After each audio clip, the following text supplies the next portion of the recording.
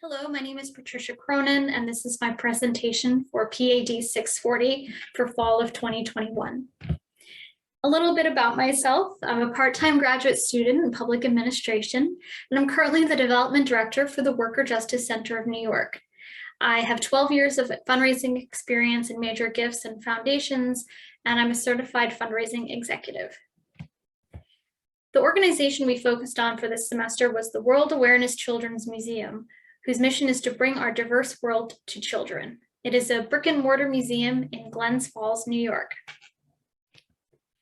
Two outcomes for this presentation were to craft an overall budget for the next fiscal year and to craft a budget proposal to the Touba Foundation for the COVID-19 Me International magazine. The information in this presentation was pulled from conversations with the ED, financial documents, lessons we learned from this class, professional experience, and notes of brainstorms the ED had with staff. We incorporated the impacts of COVID-19 and have a plan for sustainability, which includes increasing fundraising to meet the needs of the organization. The budget for this organization for fiscal year 21 was $175,650. You can see in this pie graph, most of the funding came from individual contributions and events. My proposal is to increase this goal to $233,632.50. Wow, that's nearly $50,000 increase. And I will go into a little bit about how we're going to make that happen. But some things I want to note is that this is reflective of the true costs of the organization. Some of these true costs are increasing hourly rates for part-time staff, something the ED has said she wants to do. We're decreasing the budget line for the curator as that position will not be filled until June.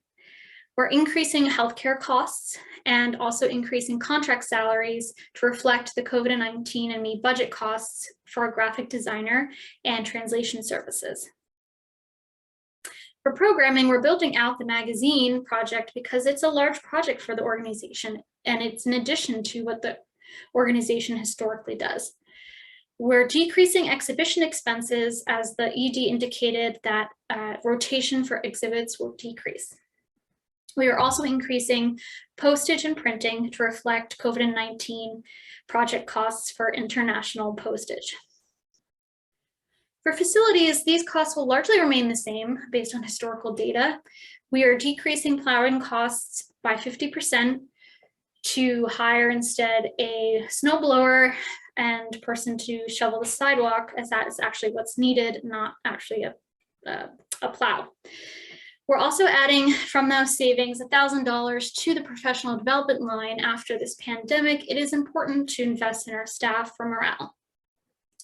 We're estimating some inflation increases based on national conversations on budget lines whose costs are expected to rise. And I've added in last year's deficit as an expense for FY22 to try to make that up. It's about $7,000. And I also added a $5,000 contingency line. Our goal is to save up enough money for 3 to 6 months of expenses in case of budget shortfalls or other fundraising goals are not met. So how are we going to raise $50,000? What a great question. Well, let me share a little bit about my proposal of how we're going to make that happen. We're going to focus on major gifts. There is a huge pot of potential prospects in our individual contribution line and annual appeal, and I believe with some time and cultivation, we can raise $8,000 in new major gifts. We'll continue to look at recovery funds from the government and apply for local foundations. I think we definitely need to increase the number of grants that we put out.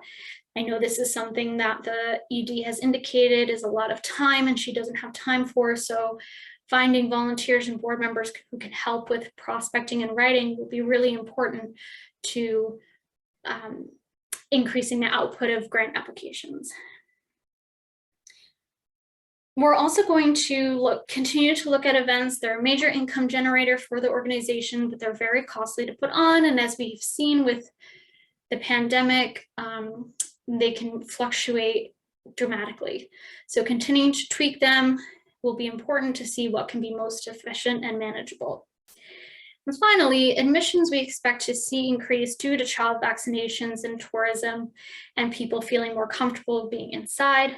We are going to increase admission costs, and we're going to continue to do online ticket sales and programming to supplement some of that in-person costs, even when we get back to pre-pandemic levels.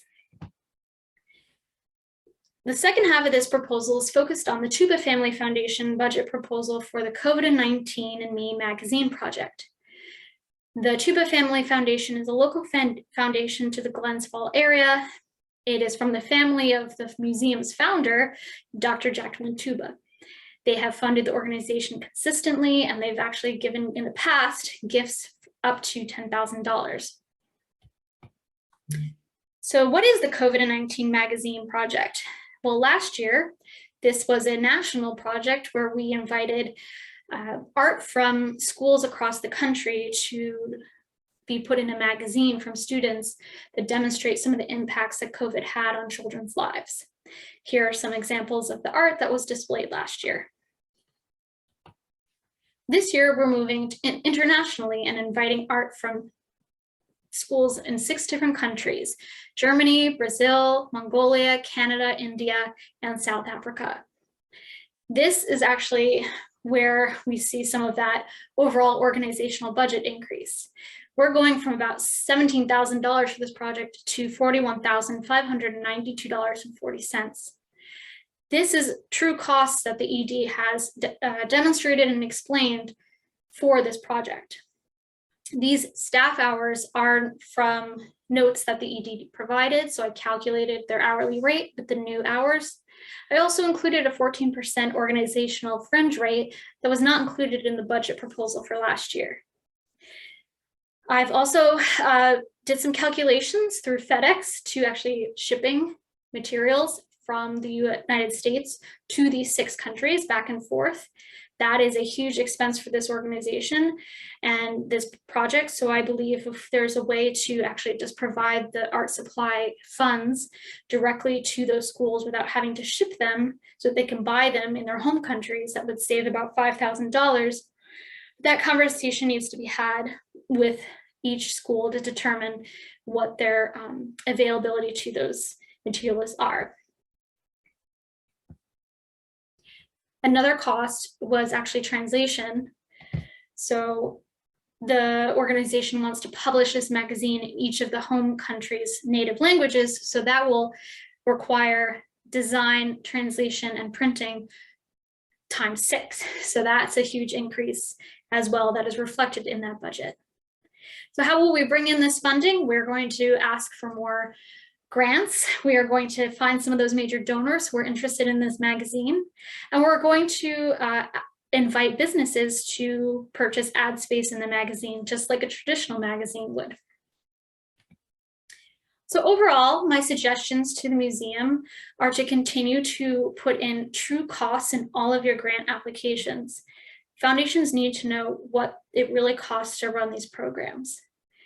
The ED is overwhelmed that she has so much going on, and it's important to recruit volunteers, interns, and board members who can support fundraising and grant writing.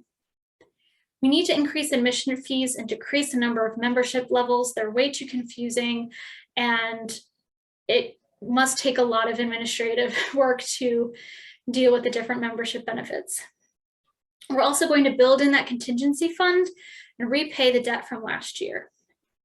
And we're going to look for creative ways to fundraise. We're going to crowdfund some art materials, and we're going to put a fundraiser on Facebook for Valentine's Day to show love to this organization. We're going to ask businesses to benefit our organization for a night.